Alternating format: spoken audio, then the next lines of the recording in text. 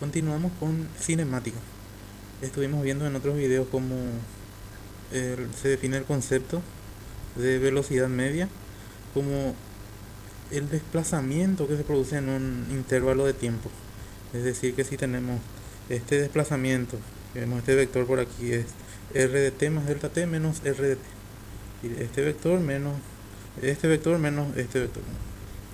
Si iniciamos en un tiempo t y transcurre un intervalo de tiempo t más delta t. Es decir, nuestro vector de velocidad media es la relación entre r de t más delta t menos r de t entre delta t. Es nuestro vector de velocidad media. Pero este vector de velocidad media tiene un problema importante, que no nos da información, digamos, a cada instante en este intervalo de tiempo que está transcurriendo. Bueno, ¿qué significa esto? Imaginémonos un caso más simple, digamos, unidimensional. Supongamos que yo soy, por aquí esta personita que está, supongamos que me muevo en el eje X, en una dimensión me estoy moviendo una distancia, digamos, delta X. Me muevo hasta este punto. Supongamos que esta distancia delta X sean, digamos que 1 kilómetro. Supongamos que este 1 kilómetro yo lo hice en un intervalo de tiempo de 10 minutos o 300 segundos, supongamos, por decir. Esta velocidad media no nos dice en cada instante cuánto es mi velocidad. Lo que me dice es en cuánto tiempo en promedio en general yo hice ese desplazamiento. Por ejemplo, yo pude haberme quedado por aquí, por el medio. Pude haberme quedado parado, digamos, 10 segundos mirando al horizonte así. Quedé ahí contemplando 10 segundos y después me volví a mover. O sea, eso no es algo que está descrito en esta velocidad media. Por eso se vio la necesidad de construir el concepto de velocidad instantánea, que es la velocidad instantánea es el límite. La velocidad instantánea es el límite cuando el intervalo de tiempo tiende a cero, de r de t más delta t menos r de t entre delta t.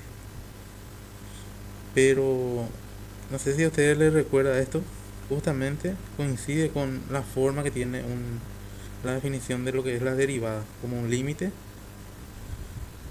entre una función, la variación de una función, que es el vector de posición, entre el intervalo de tiempo. Entonces esto coincide con la definición del límite, es decir, que la velocidad instantánea es igual a la derivada del desplazamiento entre el tiempo. Este es la velocidad instantánea, que justamente coincide, si vemos que este es una partícula por aquí que se está moviendo en el espacio, esta partícula P, que en un tiempo t estuvo por aquí y en un tiempo t más delta t estuvo por aquí, la misma partícula. Entonces, ¿qué pasa cuando delta t tiende a cero? Nos vamos aproximando. Vamos a ir por aquí. Este desplazamiento. Digamos que este otro desplazamiento. Por aquí tenemos otro desplazamiento. Entonces cada vez nos aproximamos más a este mismo punto donde inicia. Si este va a ser el vector de velocidad media, digamos, en ese puntito aquí, donde cada vez más me voy acercando. Entonces cuando yo en el límite, cuando estoy, cuando en vez de tener una secante, tengo ya una tangente en este punto. Ese es el vector de velocidad instantánea en cada punto, que es descrito por esta derivada. Posteriormente tenemos otra cantidad cinemática que es la cantidad de aceleración media, que es también una cantidad vectorial, y la aceleración media es la variación que se produce en la velocidad en un cierto intervalo de tiempo. Este es el concepto de aceleración media.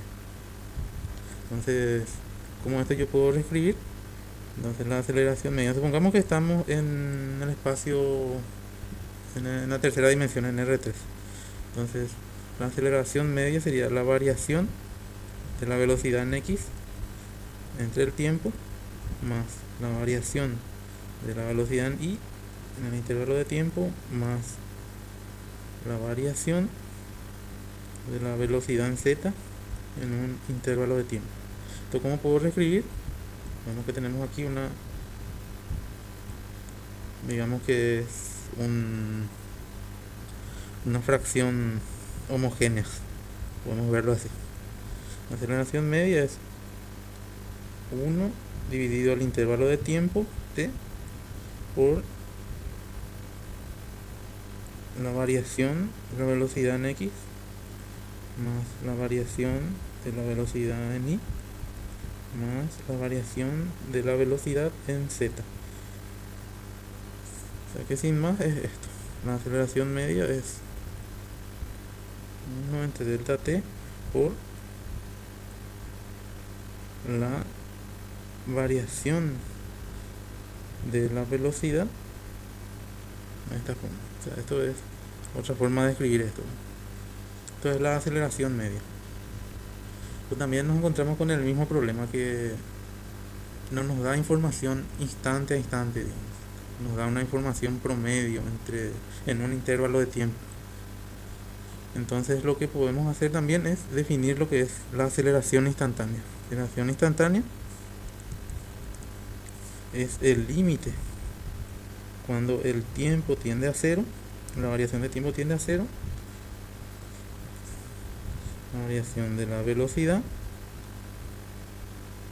en un intervalo de tiempo. Así que coincide también con una derivada. Así que se puede ver así, que es el límite cuando la variación del tiempo tiende a cero de la velocidad en t más delta t menos la velocidad en t entre delta t. Es decir, que es también equivalente a la derivada de la velocidad con respecto al tiempo. Es la aceleración instantánea. Con estas herramientas nosotros lo que podemos hacer ya es empezar a construir casos, o sea, tipos de movimiento. Por ejemplo, el movimiento rectilíneo y uniforme. ¿Cómo sería esto? Sería cuando no hay variación en la velocidad, una velocidad constante, ¿no? La posición final, digamos, es igual a, estamos en una dimensión, ¿no? Por eso es rectilíneo. Ese rectilíneo, estamos en una dimensión. Y uniforme es que no hay no varía la velocidad, es una constante, ¿no? Igual a nuestra posición inicial más nuestra velocidad media, ¿no? Que va a ser una constante, velocidad por tiempo. Aquí sale la primera ecuación, ¿no? Que es movimiento rectilíneo y uniforme. También tenemos el movimiento rectilíneo y uniformemente acelerado. Es decir, que se produce una variación de la velocidad, pero la aceleración es constante. Es decir, que nosotros iniciamos con una velocidad inicial, bueno, queremos calcular la velocidad final, ¿eh?, de este sistema. Bueno, la velocidad inicial más la aceleración, que es una constante. Acá esto es una constante y aquí también es un vector constante por el tiempo que transcurre. Entonces, esta es otra ecuación. La derivada de la posición, estamos en movimiento, en una dimensión, ¿no?, porque es rectilíneo. Posición con respecto al tiempo es igual a esto: velocidad inicial más aceleración por tiempo. Vemos que esto es una constante, ¿ven? Este es un vector constante que es nuestra velocidad inicial, ¿no?, donde empezamos. Entonces acá podemos nosotros hacer esto, poner de esta forma nuestra, nuestras funciones lineales.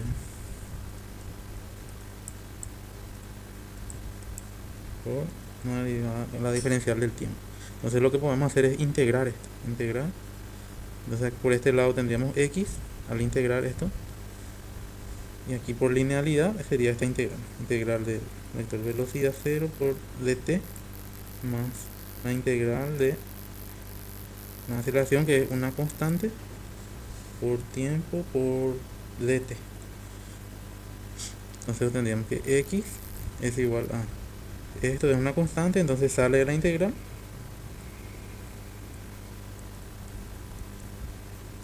Y aquí esta a es una constante también. Entonces sería así.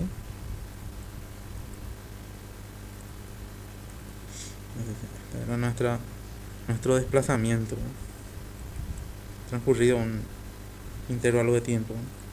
Sería igual a la velocidad inicial por tiempo, la integral de esto, más aceleración por t al cuadrado entre 2, que es la integral de esto, más una constante de integración que representaría nuestra posición inicial, sería x inicial.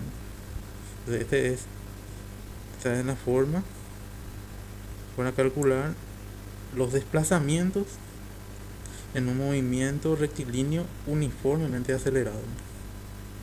Estas ya son otras ecuaciones. Entonces ya tenemos movimiento rectilíneo uniforme, donde tenemos esto. Nuestra posición final es igual a nuestra posición inicial más la velocidad por el tiempo. Después tenemos movimiento rectilíneo uniformemente acelerado, donde tenemos que la velocidad final es igual a la velocidad inicial más aceleración por tiempo. Y entonces también tenemos el x final, digamos, x final, el desplazamiento, la posición final de la partícula, sería esto que calculamos, que es la posición inicial más la velocidad por el tiempo más un medio la aceleración por el tiempo al cuadrado, según lo que calculamos. O sea, puede estar equivocado acá, pero creo que estoy en lo correcto, ¿no? Estas son algunas de las deducciones más básicas, ¿verdad?, de la cinemática. Después con esto podemos nosotros calcular lo que es también con estas dos, combinando estas dos podemos calcular la llamada ecuación de a mi lapicito se le fue la batería, pues.